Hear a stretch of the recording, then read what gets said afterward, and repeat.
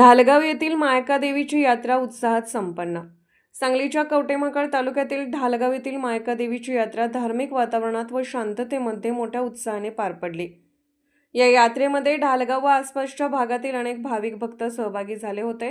सर्व भाविक भंडाऱ्यामध्ये नाहूट निघाले होते। यात्रेकरूंच्यासाठी महाप्रसादाचे आयोजन करण्यात आले होते। यात्रा कमिटीने यात्रेचे नेटके नियोजन केलेले दिसून आले असून यात्रा शांततेत पार पडली आहे। महाराष्ट्र वेद न्यूजसाठी मुख्य संपादक लक्ष्मण सनगर, कवटेमहाकाळ।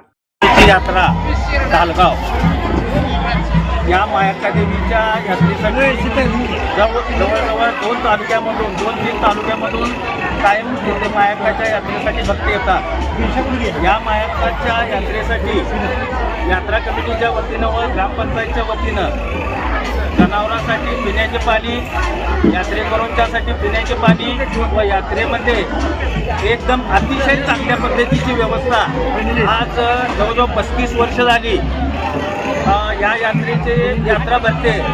माझ्या माहितीप्रमाणे मी यात्रा कमिटी अध्यक्ष या नात्यानं सांगतो, माझ्या माहितीप्रमाणे माझ्या जवळजवळ 40 वर्ष झाली। 40 वर्षापासून आज ही यात्रा कमिटी या मायकाची यात्रा भरवते। आणि मायकाच्या बाबतीत जर ढालगावच्या मायकाच्या बाबतीत सांगायचं झालं तर आज इतिहासामध्ये याची नोंद अशी आहे की चिंचणी मायकाच्या अगोदरचं जे मूळ स्थानक आहे ते हे ढालगावचे मायकाचं स्थानक आहे।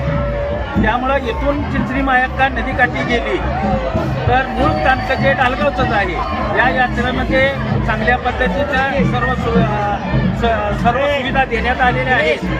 तरी मायकाच्या भक्तांना माझं एकच नम्रतेचं विनंती आहे की आपण मायकाचं दर्शन घेऊन यात्रा व्यवस्थित पार पाडावी। यात्रेमध्ये मायकाचं दर्शन घेऊन महाप्रसादाचं आयोजन केलेलं आहे।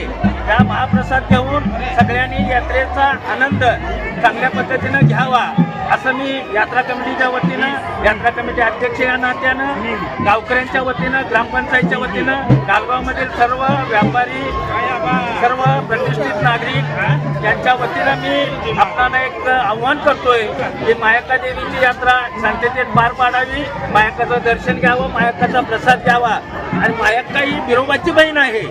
बिरोबा मनात आहे, मायका ढालगावमध्ये आहे। एका बहीण भाव 1-2 किलोमीटरच्या अंतरावर बहीण भाव राहतात अशी या मायकाची ख्याती आहे। आणि तरी